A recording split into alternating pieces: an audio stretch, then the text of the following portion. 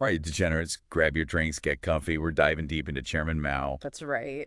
the dude who flipped China on his head and made it the powerhouse it is today. Oh, yeah. This guy went from farming rice paddies to ruling over 1 billion goddamn people. It's wild, man. Our source today. Hmm. Straight out of Wikipedia, baby. All right, so So let's cut the crap, all right? How the hell did this peasant's son climb the greasy pole to become the big cheese in China? right. And how did he leave a legacy that's more messed up than a teenager's browser history? That's what we're going to unpack today. Let's fucking find out. You know, Mao's story, it's a goddamn roller coaster of contradictions. Oh, yeah. He was a revolutionary who claimed to fight for the little guy, Right. but he ended up a dictator with the blood of millions on his hands. Classic. To unpack this mindfuck, we got to start at the beginning with his dirt poor origins. All right, so picture this, right? Late 1800s, China. Yeah. Little Mao pops out into a family of farmers in the arse end of nowhere. Not exactly the breeding ground for a future emperor, right? Exactly. Even as a kid, Yeah. this guy was a little shitster. I see. Always questioning authority, bouncing between schools like a goddamn pinball. What a little punk, huh? He lands himself in a fancy pants teaching college, but even that couldn't tame his wild-ass spirit.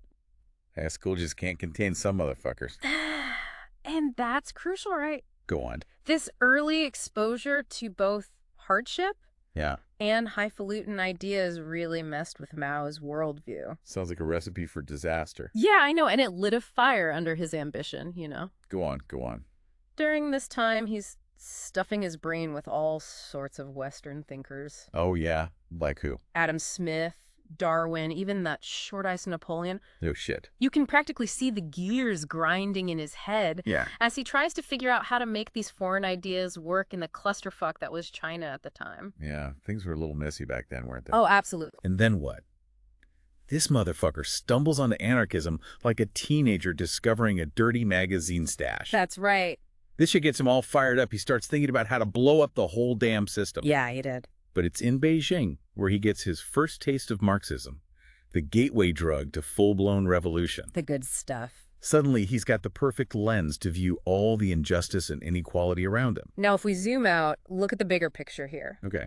China back then was basically a powder keg waiting for a spark. Oh, yeah. Qing dynasty had gone belly up. The republic was trying to find its footing. Right. Warlords were running around like rats in a burning building, carving up the country for themselves. Sounds like a recipe for chaos. It was the perfect breeding ground for radical ideologies like Marxism to take root. Like a goddamn petri dish. Oh, yeah. And it was like a goddamn game of Risk, but with real armies and real bloodshed. Oh, I see. Everyone was scrambling for power, and Mao was out there organizing peasant movements and pissing off the bigwigs.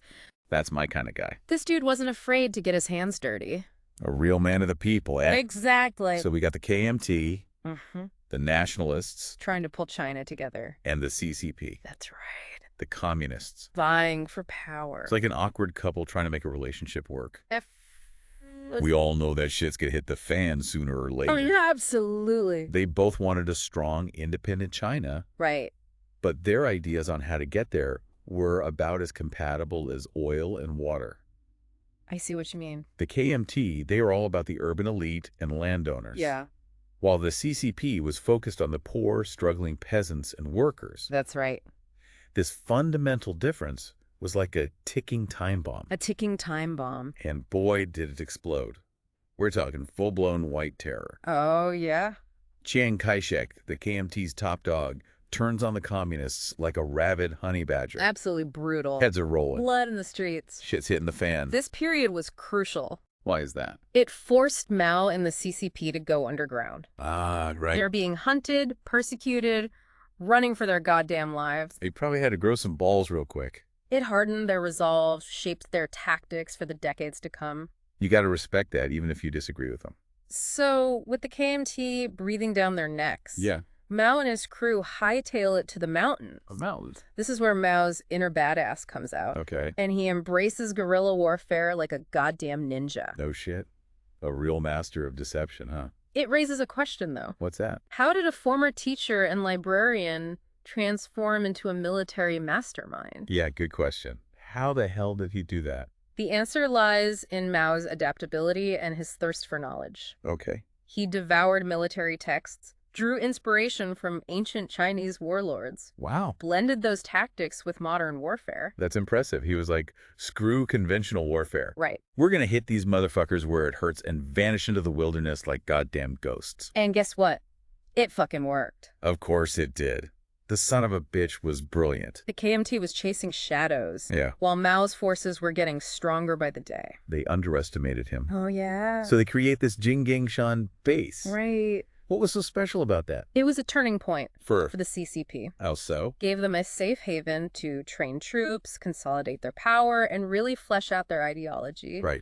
It was here that Mao fine-tuned his concept of people's war, People's War. understanding that winning over the rural population was key to their success. A classic tactic. It's all about winning the hearts and minds. But hold on, folks, because things are about to get even crazier. You think so? Get ready for the Long March. This wasn't just some stroll through the park, my friends. Oh. We're talking a year-long, 6,000-mile slog through some of the most brutal terrain imaginable. The Long March. It was a trial by fire that forged the CCP into a lean, mean fighting machine. Oh, yeah. It pushed them to their limits, weeded out the weak links, and cemented Mao's control over the Red Army. Absolutely. It's a tale of survival, hardship, and sheer bloody-mindedness. It's a story for the ages. Thousands died on that grueling trek, That's right. but the ones who made it out the other side, Yeah. bound together by an experience that would make your balls shrivel. Forged in fire. They had stared death in the face and spit in its eye. No fear. They were ready for anything. And the Long March? Yeah, It also turned Mao into a legendary figure. makes sense.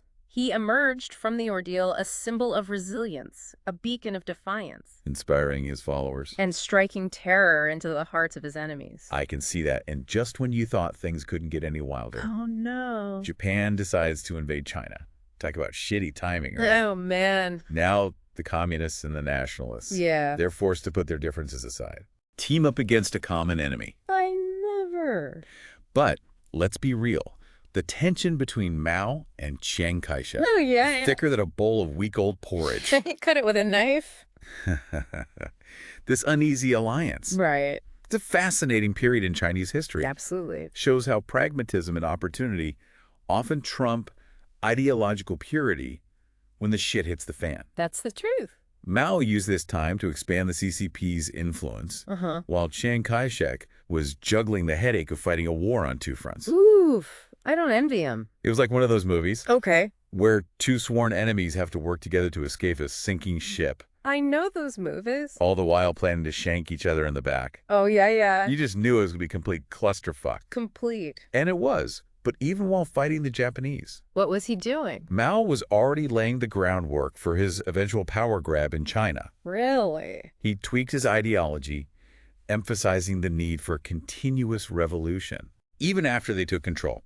This idea would come back to bite China in the ass later on. It sure would. Fast forward to 1949. Okay. The communists come out on top. No way. Chiang Kai-shek and his nationalist cronies tuck tail and flee to Taiwan, Wow. leaving Mao standing triumphant, ready to remold China in his image. The birth of the People's Republic of China, a seismic shift in world history. I bet it was. A communist superpower was born, one that would challenge the global order for decades to come. That's insane. And at the helm of this brave new world stood Mao Zedong, I mean, what a story, right? this guy who had risen from obscurity to become the most powerful man in China. A real rags to riches story. Except the riches are absolute power over 1 billion people. Crazy. And the rags are probably still covered in shit from the rice paddies. Yeah, and we'll see where that power takes us next time.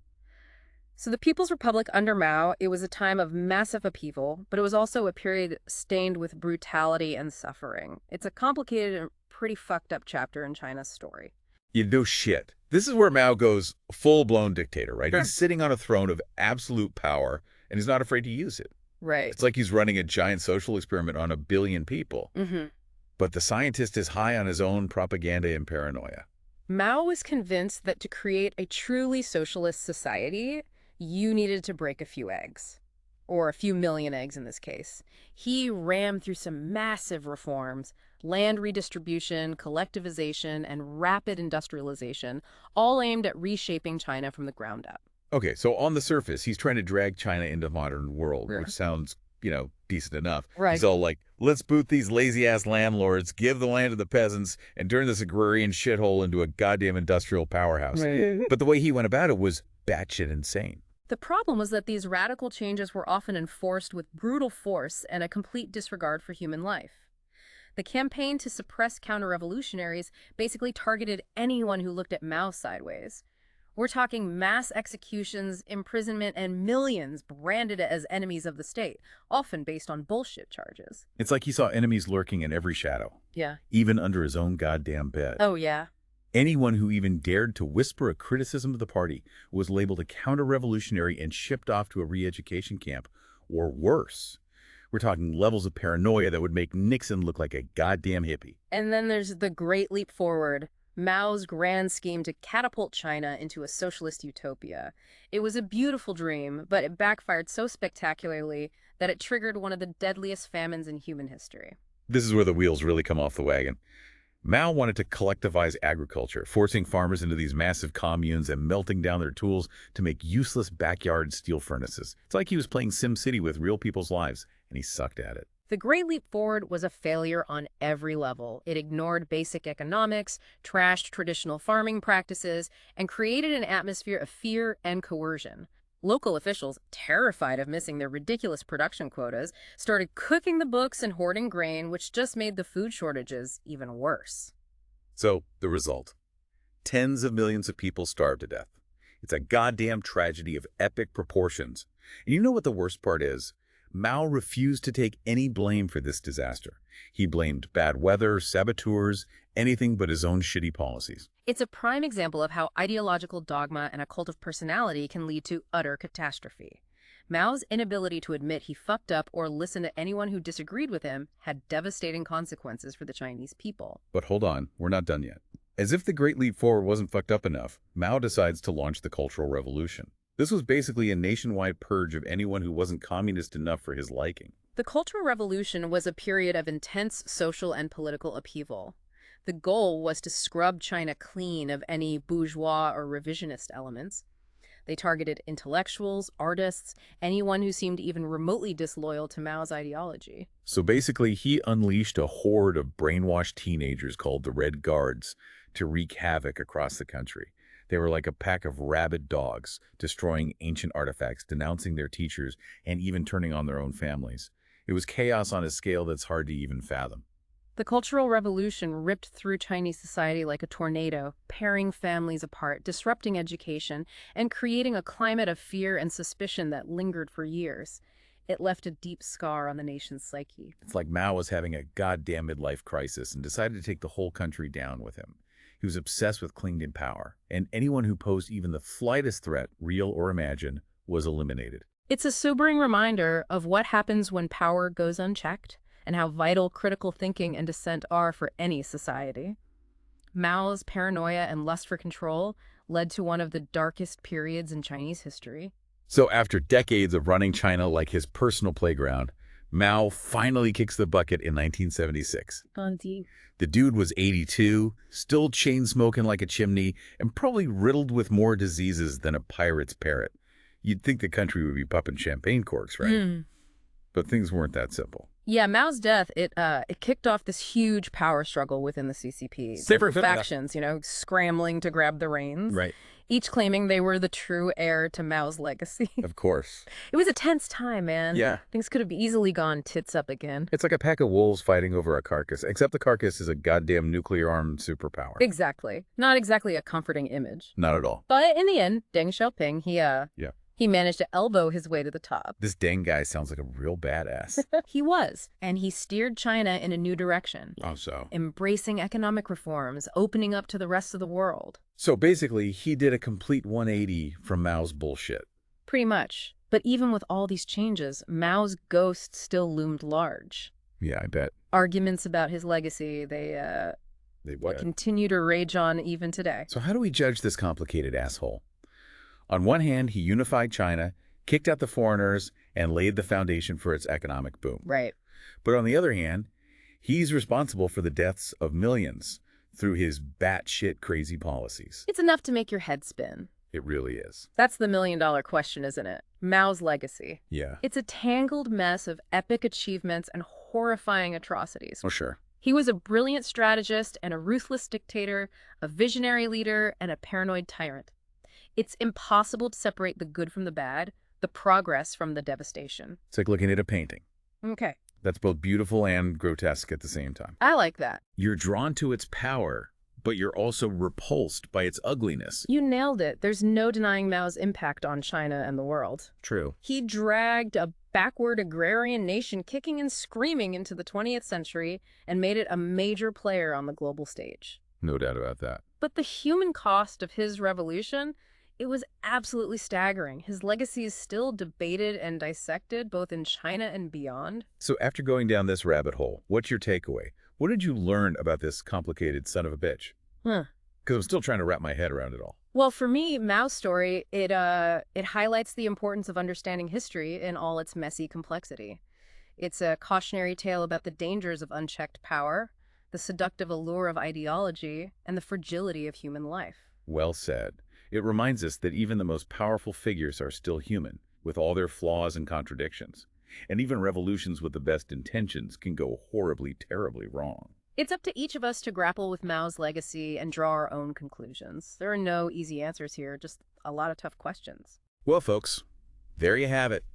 A deep dive into the life and times of Chairman Mao. It's been a wild ride full of twists and turns, highs and lows, triumphs and tragedies. We've covered a lot of ground today, but this is just the tip of the iceberg. There's a whole universe of information out there if you want to dig deeper. Absolutely. I encourage everyone to explore this fascinating and complex period in history. Read Mao's writings, study the accounts of those who lived through his rule, and form your own opinions. It's a journey worth taking. Damn right. And while you're pondering the enigma that was Mao Zedong, ask yourself this. Could China have achieved its economic miracle without the human cost? It's something to chew on, you beautiful bastards. Until next time, stay curious, keep questioning, and don't be afraid to get your hands a little dirty.